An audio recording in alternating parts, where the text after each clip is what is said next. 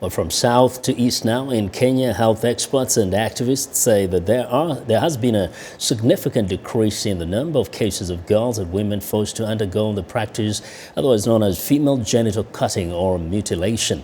The World Health Organization says this cultural practice violates the health and human rights of girls. The Maasai of Kenya are one of the communities still practicing this long-held tradition. VOA's Mvunganyi recently spoke to one of the community activists responsible for the drop in the number of girls undergoing FGM.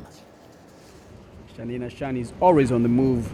Her job involves visiting different Maasai communities and encouraging the village elders to start a conversation on why they should abandon FGM. In Narok County, 90 kilometers outside of Kenya's capital, Nairobi, Shanina works as the head of the World Vision office in the area. Her organization receives support from the UNFPA and the Kenya government to educate these communities on the health and well-being of the girl child. Shanina says that growing up, she started witnessing the effects and impact of this practice on her community and started speaking out at a very young age. When I was a kid, I would stand out for others. When my classmates were being married off, I'd even tell them to run away. But then there were no rescue centers then, so they'd wonder where to run away. And I became kind of, parents would say, don't work with that girl.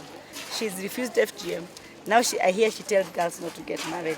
She's a naughty one. Shanina herself did not undergo FGM. She credits that to her father, a pastor at a local church who was steadfast in his opposition to the practice. He did not want any of his 5 daughters to undergo the procedure. But Shanina always felt the social pressure as a young woman and often asked her father for permission to let her do it. No, my mother was another tough one. My mother stood by my father. We were one team.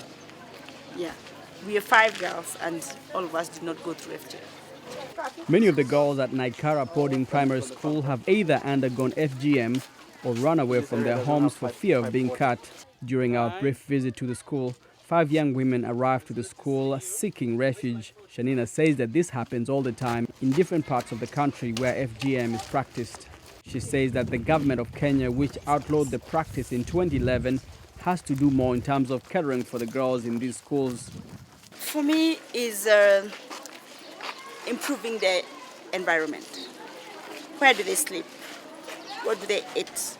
The books, access to knowledge, and also empowering them to say no.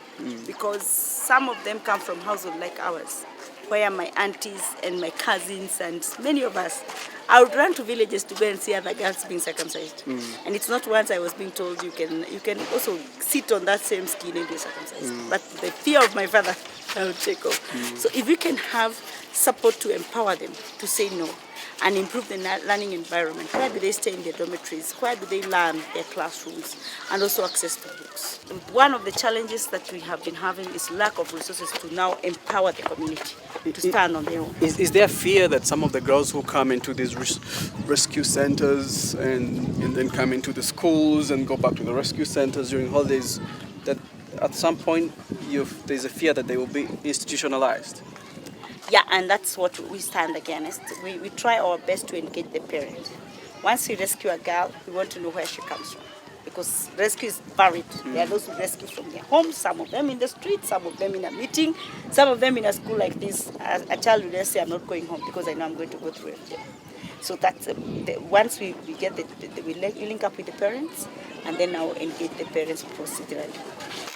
Shanina says that communities like the Maasai that view FGM as a rite of passage for their girls can still preserve that important aspect of their culture by adopting alternative rites of passage that do not harm or violate the human rights of girls. For Voice of America, I'm Mvunganyi.